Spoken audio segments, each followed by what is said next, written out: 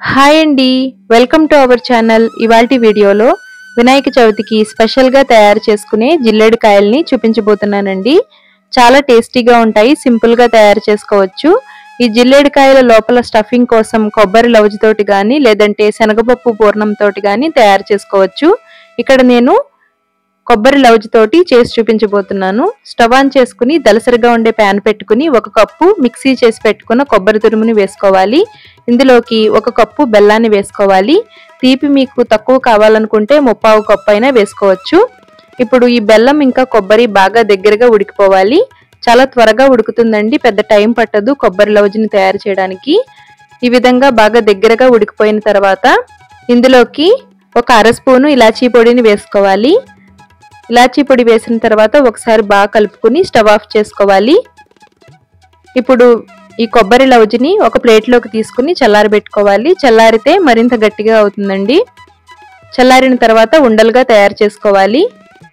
కొబ్బరి లవుజుని తయారు చేసాం కదా, పైన తోపుని తయారు చేయడానికి పిండిని ఉక్కబెట్టుకోవాలి. స్టవ్ ఆన్ చేసుకుని దలసరిగా ఉండే ప్యాన్ పెట్టుకుని 1 కప్పు వాటర్ వేసుకుని చిటికెడు సాల్ట్ వేసుకుని వాటర్ని బాగా మరిగించుకోవాలి. వాటర్ ఇలా మరుగుతుండగా 1 కప్పు వాటర్కి అర కప్పు వరిపిండిని తీసుకోవాలి. ఇక్కడ నేను పొడి బియ్యం పిండిని తీసుకుంటున్నానండి. ఈ విధంగా బాగా కలిసేలాగా కలుపుకోవాలి. ఇప్పుడు స్టవ్ ఆఫ్ చేసుకుని మూత పెట్టుకుని ఒక 5 నిమిషాల సేపు బాగా మగ్గించుకోవాలి.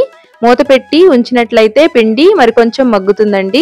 ఈ విధంగా 5 నిమిషాల తర్వాత ఒక ప్లేట్లోకి తీసుకుని కొద్దిగా నెయ్యిని వేసుకుని పిండిని చపాతీ పిండిలాగా సాఫ్ట్గా కలుపుకోవాలి. ఈ విధంగా కలుపుకున్న తర్వాత మనం ఈలోగా కొబ్బరి లవుజుని కూడా తయారు చేసుకున్నాం కదా, చేతికి కొద్దిగా నెయ్యిని రాసుకుని పిండి ముద్దని తీసుకుని దలసరిగా ఒత్తుకోవాలి.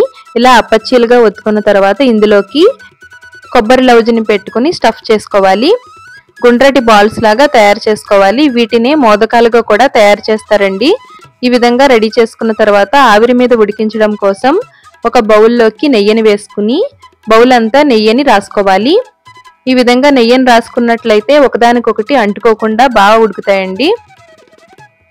ఇప్పుడు అన్నింటినీ ఇలా రెడీ చేసుకున్న తర్వాత కుక్కర్లోకి అడుగున వాటర్ వేసుకుని మనం రెడీ చేసి పెట్టుకున్న జిల్లేడుకాయల బౌల్ పెట్టుకుని మూత పెట్టుకుని మీడియం ఫ్లేమ్లో 15 నిమిషాలు ఉడికించుకుంటే చాలా బాగా ఉడుకుతాయండి.